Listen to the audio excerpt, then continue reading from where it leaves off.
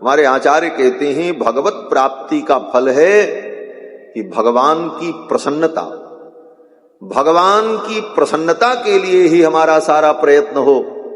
हम जो कुछ करते हैं उन प्रयत्नों से एक उद्देश्य की सिद्धि हो कि भगवान का मुखोल्लास हो, भगवान प्रसन्न हो, और भगवान के प्रसन्न होने पर जीव को सब कुछ स्वतः प्राप्त हो जाता है। और आज तक हम भगवान से दूर रहे, इसका कारण क्या था?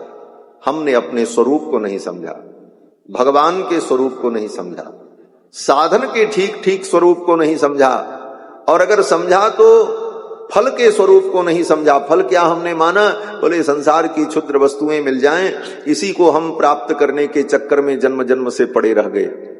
तो इन 5 अर्थों को ठीक ठीक व्यक्ति जीवन में समझ ले, भगवान का स्वरूप, अपना स्वरूप, भगवत प्राप्ति के साधन का स्वरूप, भगवत प्राप्ति के फल का स्वरूप, और भगवत प्राप्ति में बाधा क्या है, किस कारण से आज तक हम भगवान के चरणों में नहीं पहुंच पाए, इसका स्वरूप, इन्हीं 5 अर्थों को समस्त शास्त्रों में महर्षियों ने, ऋषियों ने, वेद व्यास जी ने, सुखदेव जी ने, वाल्मीकि ने, सभी लोगों ने इन्हीं विषयों को अनेक प्रकार से समझाया है, और इन्हीं 5 अर्थों को भागवत में भी समझाया जाता है। राजा परीक्षित ने जब पूछा, अतः पृच्छामि संसिद्धिम योगिनाम परमं गुरुम, हे योगियों के परम गुरु, अब मैं आपसे पूछता हूं, पुरुषस्य यत् कार्यं म्रियमाणस्य सर्वथा, एक म्रियमाण पुरुष को क्या करना चाहिए? तो सुखदेव जी ने यही उत्तर दिया, राजन तुम भगवान के चरित्र को सुनो, भगवान की लीलाओं को सुनो, और तुम्हारा मन भगवान में लगा रहेगा।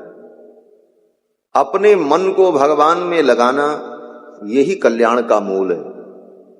सुखदेव जी ने कहा, इदम भागवतम नाम पुराणम ब्रह्म संमितम, यह पुराण जो ब्रह्म संमितम, ब्रह्म माने वेद, और संमितम माने उसके समान, वेद के समान जो है भागवत पुराण, ब्रह्म संमितम। दूसरा अर्थ, ब्रह्म माने भगवान श्री कृष्ण, और तत्संमितम भगवान कृष्ण के समान है, अर्थात ये भागवत ही कृष्ण है, ये भागवत ही भगवान है।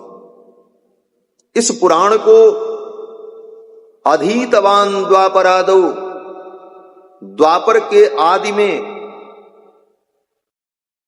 मैंने अपने पिता वेद व्यास जी के द्वारा इसे सुना था। यद्यपि मैं निर्गुणिया था, सुखदेव जी कहते, पहले तो मैं निर्गुणवादी था, परिनिष्ठितोपि नैर्गुण्ये, निर्गुण निराकार ब्रह्म की निष्ठा मेरे अंदर थी। ब्रह्म निर्गुण निराकार निर्विकार शुद्ध बुद्ध मुक्त है, इसी निष्ठा को लेकर के मैं समाधि में बैठा था। लेकिन उत्तम श्लोक लीलया गृहीत चेता राजर्षे आख्यानम यदधीतवान, लेकिन वे ब्रह्म परमात्मा जब सगुण साकार होकर के लीला करते हैं तो उनकी लीला और उनका स्वरूप इतना मधुर होता है कि बड़े बड़े ज्ञानियों के चित्त का भी अपहरण कर लेता है। उत्तम श्लोक लीलया, भगवान जो उत्तम श्लोक हैं श्री कृष्ण, उनकी लीलाओं को जब मैंने सुना तो गृहीत चेता, मेरा चित्त निर्गुण तत्व का चिंतन छोड़ करके कृष्ण में लग गया। गृहीत चेता राजर्षे आख्यानम यदधीतवान, और इसीलिए मैंने समाधि छोड़कर आकर के अपने पिता के चरणों में बैठ करके भगवान की इन रसिक लीलाओं को मैंने सुना। तदहम ते विधास्यामि, वो मैं तुमको सुनाऊंगा। जो मैंने अपने पिता से सुना है वो मैं तुमको सुनाऊंगा। और क्यों सुनाऊंगा? सुखदेव जी कहते हैं, महापौरुषिको भवान, राजन तुम महापुरुष के वंश में उत्पन्न हुए। ये साधारण बात नहीं। उत्तम वंश में जन्म होना भी साधारण बात नहीं होती। जन्म जन्मांतर के उसके सुकृत और पुण्य उसके कारण होते। इसीलिए भगवान ने कहा, शुचि नाम श्रीमताम गेहे योग भ्रष्टो विजायते। बड़े पवित्र कुल में, धर्मात्माओं के कुल में कौन पैदा होता है? बोले जो पिछले जन्म का योगी रहता है, साधक होता है, भक्त होता है, उसी का ऐसे कुल में जन्म होता है।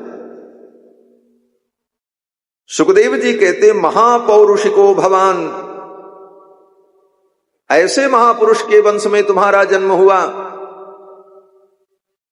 भगवान के सगे भांजे अभिमन्यु तुम्हारे पिता,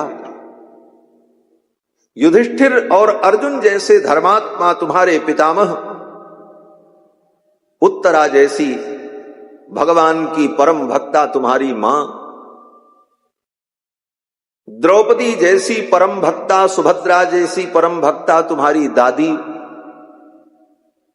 कुंती जैसी परम पतिव्रता, पतिपरायणा, परम भक्ता जिसकी परदादी, ऐसे उत्तम कुल में तुम्हारा जन्म हुआ। महापौरुषिको भवान, यस्य सद्रदतामासु स्यान मुकुंदे मति सती। और तुम्हारी मति सती है। क्यों सती है? बोले ये मति भी सती होती है। बोले हां, ये मति भी सती और असती होती है। जैसे स्त्रियां सती भी होती हैं और असती होती हैं। सती माने जो केवल अपने पति के चरणों में प्रेम करे वो सती, और जो इधर उधर भटके उसको कहते हैं असती। तो ये मति को भी सती बनाओ, इसको असती मत बनाओ। जहां जाओ वहीं के मत हो जाओ। एकमात्र भगवान मुकुंद के चरणों में अपनी मति को लगाओ, यही मति को सती बनाना। जिसकी मति एकमात्र भगवान मुकुंद के चरणों में लगी, उसकी मति क्या है? सुखदेव जी कहते हैं उसकी मति सती। स्यान मुकुंदे मति ही सती। सुखदेव जी कहते हैं राजन, बातें बहुत हैं, लेकिन तुम इतना समझो, योगिनाम नृप निर्णीतम, योगियों का जो निर्णय है वो मैं तुमको बताने जा रहा हूं। बड़े बड़े योगी मुनि महात्माओं ने जो निर्णय किया है, क्या निर्णय किया है? बोले जो करने से कल्याण हो वो निर्णय बताओ। सुखदेव जी कहते हैं योगिनाम नृप निर्णीतम हरेर नामानुकीर्तनम। बस सभी योगियों ने, ज्ञानियों ने, मुनियों ने ये निर्णय किया है कि हरेर नामानुकीर्तनम, भगवान हरि के नाम का कीर्तन और उनका स्मरण, उनकी चर्चा, उनकी कथा का विचार चिंतन, यही जीव के कल्याण का सबसे बड़ा उपाय है। बस योगी नाम नृप निर्णीतम, ये योगियों का निर्णय है। और हे राजन, तुम चिंता मत करो, तुम्हारे पास 7 दिन का समय है। मैं तुम्हें भगवान की कथा सुनाऊंगा, तुम्हारा मन भगवान में लगेगा और भगवान का चिंतन करते करते इस दुनिया से जाओगे, भगवान को प्राप्त हो जाओगे। तुम्हारे पास 7 दिन का समय। एक खट्वांग नाम के राजा थे, रघुवंश में उत्पन्न हुए थे, बड़े धर्मात्मा थे। देवताओं से उन्होंने पूछा कि हमारी आयु कितनी बची है। देवताओं ने कहा आपकी आयु 1 मुहूर्त बची है, बस 1 मुहूर्त के बाद आप मर जाओगे। 1 मुहूर्त माने 48 मिनट बस।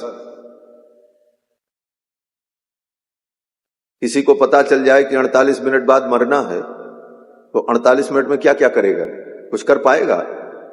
सोचने का मौका नहीं मिलेगा। 48 मिनट में मरना है वो पहले ही मर जाएगा। हमारे भैया कह रहे हैं कि वो पहले ही मर जाएगा। सच में पहले ही वो मर जाएगा, डर के मारे मर जाएगा। लेकिन महाराज खट्वांग बड़े बुद्धिमान थे। उस 48 मिनट में उन्होंने अपना कल्याण कर लिया। और हम 100 वर्ष की आयु जी लेते हैं, फिर भी अपने कल्याण को समझ नहीं पाते। 48 मिनट में उन्होंने क्या कल्याण कर लिया? सुखदेव जी कहते हैं, मुहूर्तात सर्वमुत्सृज्य गतवान अभयम हरिम। एक मुहूर्त में उन्होंने सब कुछ छोड़ दिया और बैठ गए आसन लगाकर। भगवान हरि का स्मरण करने लगे, भगवान हरि का चिंतन करने लगे और शरीर छोड़ करके भगवान हरि को प्राप्त हो। बस इतना ही किया। क्या किया? बोले मुहूर्तात सर्वमुत्सृज्य। एक मुहूर्त में सब कुछ छोड़ दिया। कैसे छोड़ दिया? एक सामान्य अधिकारी अपना पद छोड़ता है तो दूसरे को चार्ज देता है, सब हिसाब किताब समझाता है, तब जाकर के उसे फुर्सत मिलती है। और इतने बड़े चक्रवर्ती सम्राट थे, सारी व्यवस्था को सौंपने में और उससे मुक्त होने में कितना समय लगेगा, लेकिन नहीं, मुहूर्तात सर्वमुत्सृज्य। एक मुहूर्त में सब छोड़ दिया। कैसे छोड़ दिया? बोले मन से छोड़ दिया। मन से ही छोड़ना है। मन से ही संसार को हम छोड़े, ऐसे छोड़ना नहीं। ऐसे तो संसार रहेगा, बना रहेगा। बिना संसार के दुनिया चलेगी ही नहीं। हमारे आपके जीवन में भी भोजन चाहिए, वस्त्र चाहिए, घर चाहिए, मकान चाहिए, लेकिन मन से इसे छोड़ करके रखो, आसक्ति कहीं न हो। महाराज खट्वांग ने एक मुहूर्त में सब आसक्तियों का त्याग कर दिया और भगवान का स्मरण करते हुए परम पद को प्राप्त हो गए। इसलिए हे राजन, तुम समस्त आसक्तियों को छोड़कर भगवान के चरणों में मन को लगाओ। और ये कहते हुए सुखदेव जी ने राजा परीक्षित को भगवान के सूक्ष्म रूप का वर्णन करके सुनाया। पहले स्थूल रूप का वर्णन किया, फिर सूक्ष्म रूप का वर्णन किया। स्थूल रूप का वर्णन करते हुए सुखदेव जी ने कहा, राजन, ये जो कुछ तुम देख रहे हो सब भगवान है। पहले ये समझ लो, ये आकाश, पाताल, धरती, पानी, पहाड़, पर्वत, ये सब भगवान का रूप है। सर्वम विष्णुमयम जगत, ये सारा संसार विष्णुमय। क्यों विष्णुमय है? बोले सबके अंदर विष्णु घुसे हुए, व्यापक है। विष्णु का मतलब ही होता है व्यापक। इसलिए ये सारा संसार ही परमात्मा का शरीर है। जगत सर्वम शरीरम ते स्थैर्यम ते वसुधातलम। श्रीमद् वाल्मीकि रामायण में ब्रह्मा जी ने जब भगवान की स्तुति की तो ब्रह्मा जी ने यही कहा, जगत सर्वम शरीरम ते, ये सारा संसार आपका शरीर है। जैसे शरीर के अंदर आत्मा होती है, उसी तरह सारे संसार के अंदर आप व्याप्त हैं, क्योंकि आप विष्णु हैं। इसलिए ये सारा संसार आपका शरीर है। तो इस सारे संसार को भगवान के रूप में हम देखें। सिय राम मैं सब जग जानी, करहु प्रणाम जोरी जुग पानी। और यहां पर भगवान की विभूति का वर्णन करते हुए सुखदेव जी ने कहा, पाताल आपका चरण है, ब्रह्मलोक आपका सिर है, छंद जो हैं वो आपके सिर हैं, यमराज ही आपकी दाढ़ें हैं, आपकी जो मुस्कान है वही माया है, और आपकी जो कृपा कटाक्ष है वही मोक्ष है। यदपांग मोक्षः, मोक्ष क्या है? भगवान अपनी दृष्टि आप पर डाल दें, भगवान का कृपा कटाक्ष आपके ऊपर पड़ जाए, इसी का नाम मोक्ष है। सुखदेव जी कहते हैं, राजन, धर्मस्तनो, ये धर्म ही भगवान का वक्षस्थल है। अधर्म जो है वो भगवान की पीठ है, ब्रह्मा भगवान के जनन स्थान हैं और मित्रा वरुण जो देवता हैं ये भगवान के वृषण हैं। कुक्षिस समुद्राह, ये समुद्र भगवान की कुक्षी है, कोंख है। गिरयोस्थि संघाह, ये बड़े बड़े पर्वत जो हैं ये परमात्मा के विराट रूप की हड्डियां हैं उनके शरीर की। इस तरह संपूर्ण संसार को भगवत रूप में वर्णन करके सुनाया। फिर भगवान के सूक्ष्म रूप का वर्णन करते हुए सुखदेव जी कहते हुए भगवान सभी प्राणियों की आत्मा के अंदर सूक्ष्म रूप से, अंतर्यामी रूप से विद्यमान हैं। योगी भगवान के उन्हीं रूपों का ध्यान करते। आगे सुखदेव जी कहते हैं, हे राजन, ब्रह्मा जी ने 3 बार संपूर्ण वेदों को ठीक ठीक ढंग से पढ़कर समझकर निर्णय सुनाया। क्या निर्णय सुनाया? भगवान ब्रह्म कार्त्स्नेन त्रिरन्वीक्ष मनीषया, ब्रह्मा जी ने 3 बार चारों वेदों का आलोडन करके आद्योपांत चारों वेदों के रहस्य को समझकर तद्ध्यवस्यत, ब्रह्मा ने एक निर्णय किया, एक विचार पर पहुंचे। अध्यवस्यत, एक अध्यवसाय उनके अंदर उत्पन्न हुआ। क्या अध्यवसाय उत्पन्न हुआ? बोले रतिरात्मन यतो भवेत्, भगवान के चरणों में हमारा प्रेम हो, यही तीनों वेदों का तात्पर्य निकला। ये ब्रह्मा जी ने लिखा। इसका मतलब ये हुआ कि जब कोई चीज निकाल करके रख दी गई है तो फिर उसके चक्कर में ज्यादा पढ़ने की जरूरत नहीं है। हम सब शास्त्रों को पढ़ करके तब निष्कर्ष समझें, बोले बहुत देर हो जाएगी। ब्रह्मा जी ने ये काम पहले कर दिया है। 3 बार उन्होंने संपूर्ण वेदों का स्वाध्याय करके विचार करके ये अध्यवसाय, ये निश्चय कर दिया कि रतिरात्मन यतो भवेत्, भगवान के चरणों में रति हो, प्रेम हो, यही सारे वेदों का, शास्त्रों का तात्पर्य है। बस इसी बात को हम पकड़ करके चल पड़े। आगे सुखदेव जी कहते हैं, राजन, वेदों में बहुत सारी बातें कही गई हैं, बहुत सारी बातें हैं, और उन ग्रंथों के आधार पर लोग भिन्न भिन्न देवताओं की भिन्न भिन्न कामना से उपासना भी करते रहते हैं। उन फलश्रुतियों को पढ़कर,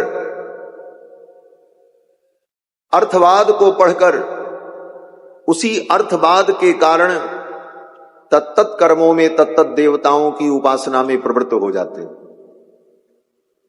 शास्त्रों में लिखा है, धन चाहिए तो माया देवी की उपासना करो, पुत्र चाहिए तो प्रजापति की उपासना करो, धन चाहिए तो कुबेर की उपासना करो। और इन उपासनाओं की महिमा को सुनकर लोग उन उपासनाओं में, पूजा पाठ में, अनुष्ठान में लगकर उन वस्तुओं की कामना करते। लेकिन हे राजन, अगर तुम्हारे अंदर कोई कामना नहीं है, अकामः, कोई इच्छा ही नहीं, अथवा सब प्रकार की इच्छाएं हैं, हमको धन भी मिले, पुत्र भी मिले, परिवार भी मिले, संसार भी मिले, सर्व कामो वा, अथवा तुम्हारे अंदर मोक्ष की कामना है, निष्काम भी नहीं हो और संसार भी नहीं चाहिए, बोले तो क्या कामना है? बोले मोक्ष मिले, हम संसार के बंधन से मुक्त हो जाएं। तो एक काम करो, चाहे तुम अकाम हो, चाहे निष्काम हो, और चाहे मोक्ष काम हो, एक रास्ता पकड़ लो। क्या रास्ता? बोले तीव्रेण भक्ति योगेन यजेत पुरुषम परम, तीव्र भक्ति योग के द्वारा भगवान परम पुरुष की आराधना करो, भगवान की भक्ति में लग जाओ। क्यों? बोले भगवान की भक्ति से जीव की सारी कामनाएं भी पूरी हो जाती हैं, फिर वो धीरे धीरे निष्काम बन जाता है और अंत में उसे मोक्ष की प्राप्ति हो जाती है। उदाहरण बोले विभीषण जी का उदाहरण देख लो। विभीषण जी के अंदर पहले कामना थी। क्या कामना? बोले राम जी की शरण में हम चले जाएं तो हमको लंका का राज्य मिल जाएगा। जैसे राम जी ने बाली को मारकर सुग्रीव को राजा बना दिया, उसी तरह रावण का वध कर देंगे और हमें लंका का राज्य मिल जाएगा। इस कामना से विभीषण जी आए, और जब आए तो आते ही राम जी ने उनका राज्य तिलक कर दिया। समुद्र जल मंगा करके लक्ष्मण जी से कहा इनका राज्याभिषेक करें, लंका का राजा घोषित कर दिया। और फिर भगवान ने विभीषण को निष्काम बना दिया, कामना पूरी कर दी और फिर निष्काम बना दिया। विभीषण के हृदय में जो कामना आगे कोई उत्पन्न हो, उन कामनाओं को भगवान ने समाप्त कर दिया। और मोक्ष के लिए भगवान ने आश्वासन दे दिया। विभीषण जी ने चरणों में प्रणाम किया, कहा महाराज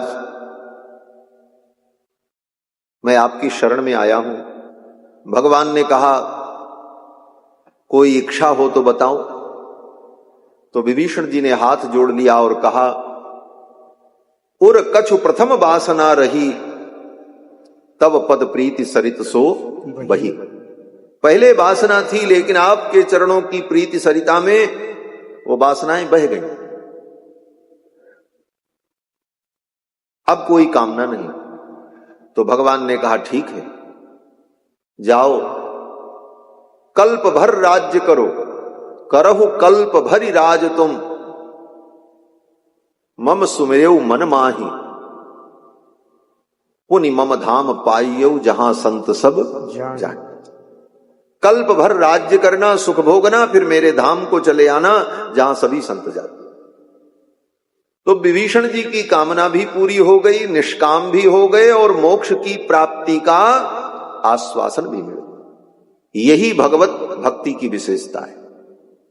भगवान के चरणों पे आने पर कामनाएं भी पूरी हो जाती हैं और फिर जीव एक दिन निष्काम बन जाता है और उसे संसार के बंधन से मुक्ति की भी प्राप्ति हो जाती है।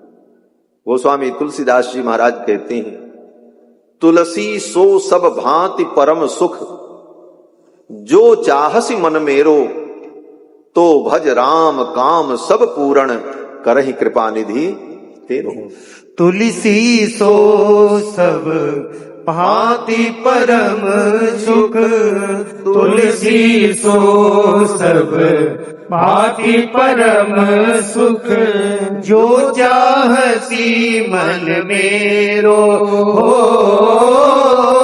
जो चाहसी मन मेरो,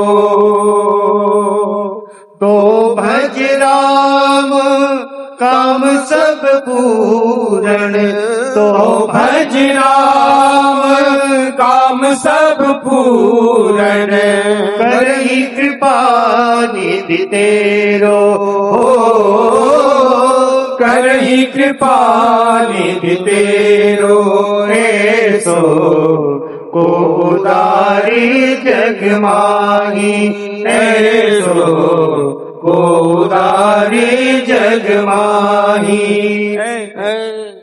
बिनु सेवा जो द्रवे दीन पर, बिनु सेवा जो द्रवे दीन पर, राम सरिस को नाही हो, राम सरिस को नाही। ऐसो उदारी जग माही, ऐसो उदारी जग माही, उदारी जग, उदारी जग माही।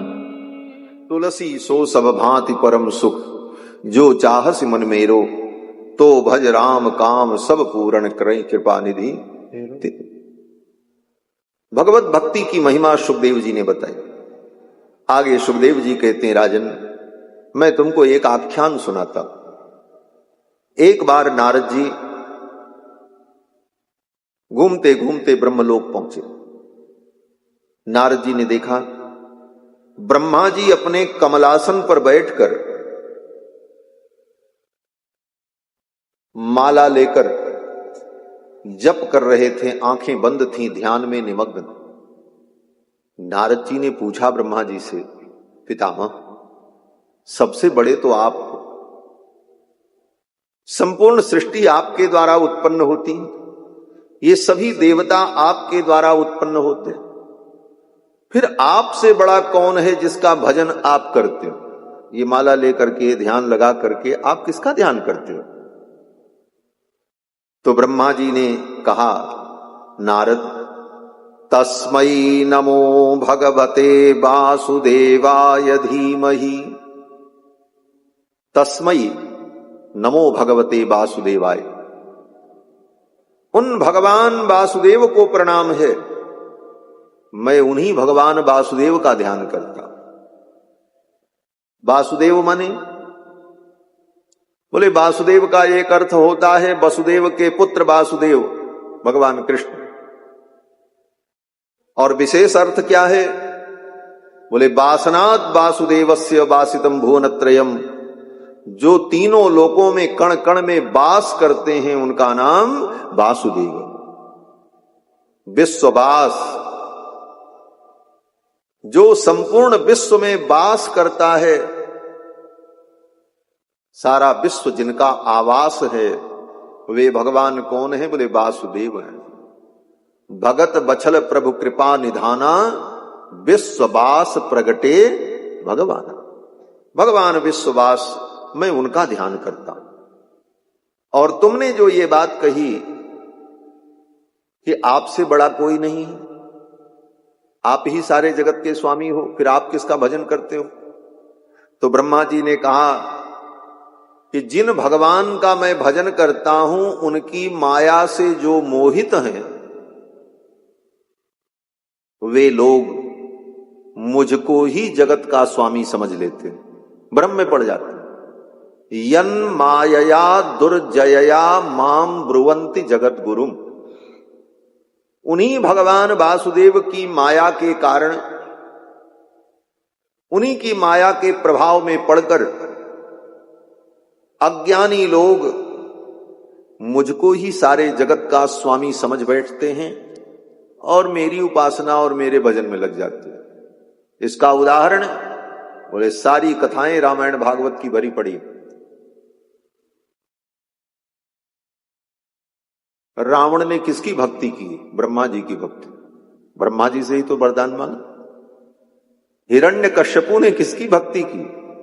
सतेपे मंदर द्रोण्याम तप परम दारुणम, मंदराचल पर्वत की उपत्यका में जाकर के हिरण्यकश्यपु ने ब्रह्मा की आराधना। ये बड़े बड़े राक्षस असुर, ये सब ब्रह्मा जी को ही सबसे बड़ा शक्तिमान मानकर उनकी उपासना करके और उनसे वरदान प्राप्त करने लगे। क्यों? बोले भगवान के पास क्यों नहीं जाते? भगवान के चरणों की भक्ति में क्यों नहीं लगते?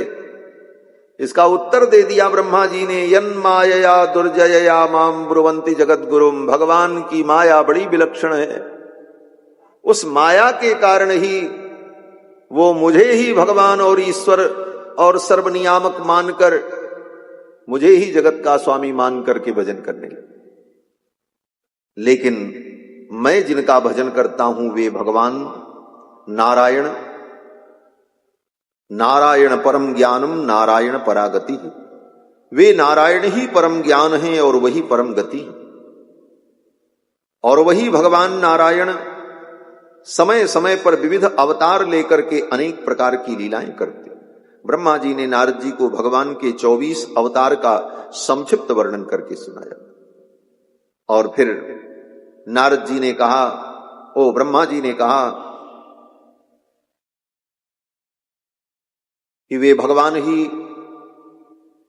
24 अवतार ग्रहण करके रामकृष्ण नरसिंहादि रूप में प्रकट होकर समय समय पर दुष्टों का संहार करते हैं और लीला करते हैं। सृष्टि के प्रारंभ में जब मेरी उत्पत्ति हुई तो मैंने भी उन्हीं की उपासना की। ये सृष्टि उन्हीं भगवान नारायण के नाभि कमल से होती है। भगवान नारायण के नाभि कमल से ब्रह्मा जी प्रकट हुए। सुखदेव जी कहते हैं, हे राजन, भगवान ने विचार किया कि मैं एक हूं, बहुत हो जाऊं। सृष्टि की उत्पत्ति का मूल कारण यही है, बहुभवन। इसको वेदांत में कहा जाता है बहुभवन संकल्प। बहुभवन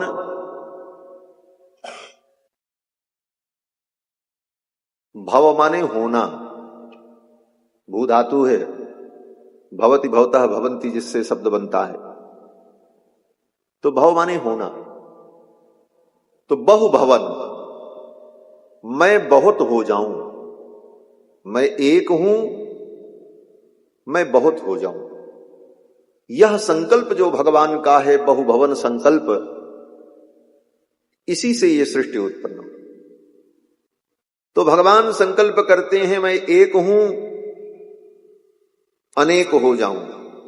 एको हम बहुश्याम, मैं एक हूं, बहुत हो जाऊं। ये इच्छा भगवान में क्यों उत्पन्न होती? एक है, ठीक है, अकेले रहें, अकेले रहने में बड़ा मजा है। लोग कहते महाराज अकेले रहो, मस्त रहो। बोले कहते तो हैं, लेकिन अकेले रहने में वास्तव में मजा नहीं है। क्यों? बोले एकाकी न रमते, अकेले व्यक्ति क्या रमण करे? न कोई बात करने वाला, न कोई बोलने वाला, न सुनने वाला, न तुमको देखने वाला, न तुम किसी को देखो। ऐसा एकाकी व्यक्ति क्या आनंद अनुभव करेगा? भगवान को भी ये समस्या आई। भगवान ने विचार किया, मैं अकेले कैसे रमण करूं? एकाकी न रमते, अकेले रमण नहीं होता। तब भगवान ने कहा, और भगवान के अतिरिक्त तो कुछ और है नहीं। तब भगवान कहते अब हम ही अनेक रूपों में हो जाऊं, और अनेक रूपों में होकर के मैं अपने ही रूपों के साथ रमण करूं। इसीलिए भगवान का नाम है आत्माराम। आत्माराम पूर्ण काम परम निष्काम। भगवान आत्माराम क्यों है? आत्माराम का मतलब जो अपनी ही आत्मा के साथ रमण करता हो, उसको कहते हैं आत्मा राम। आत्माराम भगवान ने अपने आप को ही इस जगत के रूप में प्रकट कर दिया, और फिर इसी में प्रविष्ट हो गए और इसी में रमण कर रहे हैं परमात्मा। इसीलिए वो आत्माराम। तो बहुभवन संकल्प जब भगवान ने किया तो भगवान की नाभि से कमल प्रकट हुआ। ये कमल केवल कमल मात्र नहीं, भगवान की नाभि से उत्पन्न होने वाला जो कमल है वही अनंत अनंत ब्रह्मांड है। वो कमल ही अनंत अनंत ब्रह्मांड, वो कोई छोटा मोटा कमल थोड़ी। उस कमल की एक एक पंखुड़ियां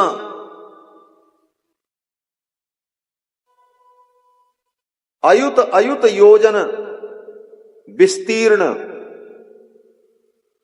और उस कमल की एक एक पंखुड़ियों में कितने कितने लोक विद्यमान हैं। जिस कमल पर ब्रह्मा जी विराजते हैं, उस कमल की एक एक पंखुड़ियों में कितने कितने लोक, अतल वितल सुतल तलातल रसातल पाताल, स्वरलोक भूलोक महलोक जनलोक तपलोक सत्यलोक, ये सब ऐसे ऐसे अनंत अनंत लोक अनंत अनंत ब्रह्मांड, वो सब ब्रह्मा के उस कमल में ही विद्यमान है। ये संपूर्ण सृष्टि उसी में है, उससे बाहर कुछ नहीं। भगवान की नाभि से ये संपूर्ण सृष्टि प्रकट हुई। ब्रह्मा जी महाराज उस कमल पर बैठे थे। ब्रह्मा जी ने चारों तरफ देखा, कहीं कुछ समझ में नहीं आया। शून्य आकाश दिखाई पड़ा। उसी समय आकाश में दो अक्षर सुनाई पड़े, त और प। दोनों के मिलाने पर एक शब्द बन गया, तप। त और प, तप। ब्रह्मा जी समझ गए मुझे तप करना चाहिए। फिर ब्रह्मा जी ने अपने उसी कमल पर बैठे बैठे 10,000 दिव्य वर्षों तक तप किया। दिव्यम सहस्राब्दम अमोघ दर्शनो जितानिलात्मा विजितो भयेन्द्रियः अतप्य तस्माखिल लोकतापनम तपस्तपीयां तपतां समाहितः। अपने मन को समाहित करके ब्रह्मा जी ने उस कमल पर बैठे बैठे 10,000 वर्ष तक तप किया। उनकी तपस्या से भगवान प्रसन्न हुए, भगवान प्रकट हुए। भगवान जब प्रकट हुए तो भगवान ने कहा, त्वयाहं तोषितः सम्यक् वेद गर्भ शिशिक्षया। हे ब्रह्मा, तुम्हारी तपस्या से मैं प्रसन्न हुआ और मैं तुम्हें ज्ञान प्रदान करता हूं। भगवान ने ब्रह्मा जी को चारों वेदों का ज्ञान प्रदान किया। ये चारों वेद क्या है? बोले सृष्टि, ये जो भगवान का बहुत बड़ा प्रोजेक्ट है, इसकी फाइल जो है वो वेद, यही समझो। कैसे सृष्टि बनानी है, सृष्टि में क्या क्या बनाना है, कैसे कैसे बनाना है और उनका नाम क्या होगा, ये सब वेदों में पहले से विद्यमान है। ब्रह्मा जी सृष्टि करने के लिए स्वतंत्र नहीं है, पहले से जो सब कुछ निर्धारित है वेदों में, उसी के अनुसार ब्रह्मा को सृष्टि करनी पड़ती है। इसीलिए मंत्र में प्रतिदिन हम लोग प्रार्थना करते हैं। क्या प्रार्थना करते हैं? बोले सूर्या चंद्रमसौ धाता यथा पूर्व मकल्पयत। सूर्या चंद्रमसौ धाता यथा पूर्व मकल्पयत। ये धाता ब्रह्मा ये सब कुछ जो बनाते हैं, सूर्य चंद्रमा नक्षत्र ग्रह तारे पर्वत पहाड़, ये सब कैसे बनाते हैं?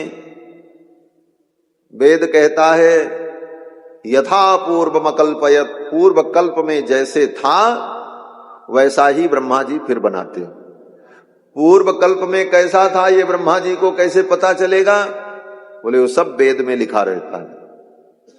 तो वेदों के अनुसार ही ब्रह्मा जी संपूर्ण सृष्टि को उत्पन्न कर देते हैं। तो वेदों का ज्ञान भगवान ने ब्रह्मा को दिया और 4 श्लोकों में भागवत के तत्व का उपदेश किया। इसका नाम चतुश्लोकी भागवत है। 4 श्लोकों में भागवत तत्व का उपदेश किया है। और इसके बाद श्री सुखदेव जी कहते हैं, राजन मैं तुमको वो आख्यान सुनाता हूं जो मैत्रेय जी ने विदुर जी को सुनाया था। मैत्रेय जी ने विदुर जी को कब सुनाया? तो सुखदेव जी कहते हैं जब महाभारत युद्ध होने वाला था तो विदुर जी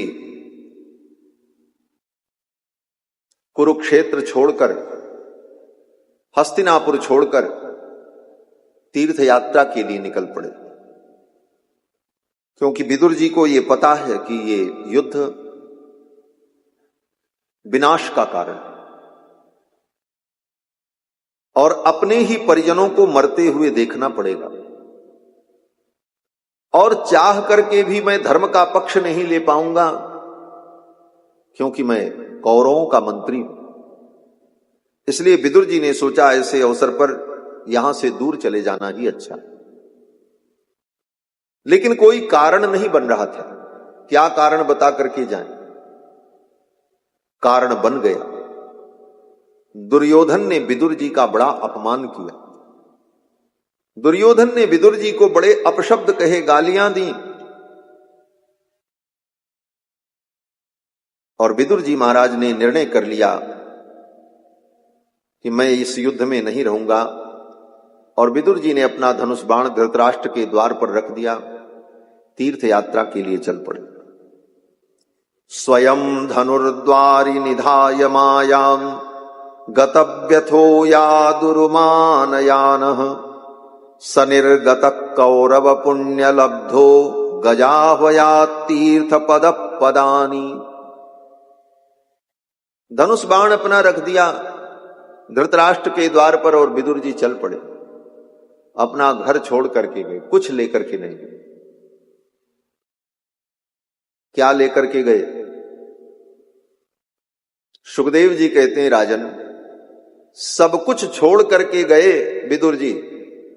अपना धनुष बाण, घर, समृद्धि से युक्त अपना घर, संपत्ति सब कुछ छोड़ करके गए, लेकिन एक चीज ले करके गए। क्या ले करके गए? बोले सनिर्गत कौरव पुण्य लब्धो, मानो कौरवों का पुण्य लेकर के विदुर जी चले गए। विदुर जी कौन हैं? बोले कौरवों का जो पुण्य था वह मूर्तिमान होकर के मानो विदुर जी के रूप में था, और जब तक विदुर जी थे तब तक कौरवों का अमंगल नहीं हुआ। जब तक विदुर थे तब तक कौरवों का अनिष्ट नहीं हुआ, और विदुर जी जब चले गए तो कौरवों का विनाश प्रारंभ हुआ। कोई धर्मात्मा, कोई भागवत, कोई भगवान का भक्त अगर तुम्हारे घर में है तो समझो तुम्हारा पुण्य, उस पुण्य के कारण तुम सुरक्षित हो, और जिस दिन वो चला जाएगा तुम्हारा पुण्य चला जाएगा। जब तक विभीषण जी महाराज लंका में थे तब तक रावण का अमंगल नहीं हुआ, लेकिन जिस दिन विभीषण जी लंका छोड़ करके चले उसी दिन रावण की आयु और लंका के लोगों की आयु समाप्त हो गई। गोस्वामी तुलसीदास जी महाराज कहते हैं, अस कही चला विभीषण जबहि, तो आयुहीन भये सब तबहि।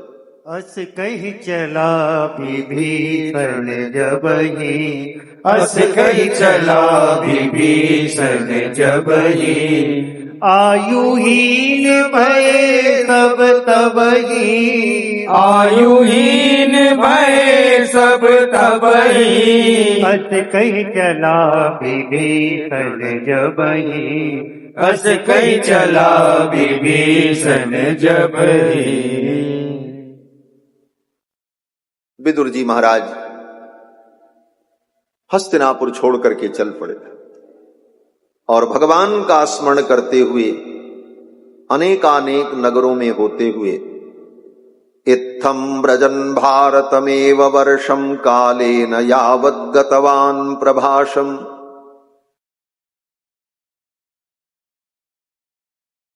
विदुर जी महाराज घूमते हुए जब चले तो प्रभासक क्षेत्र में भी पहुंचे, और भ्रमण करते करते विदुर जी वृंदावन भी पहुंचे।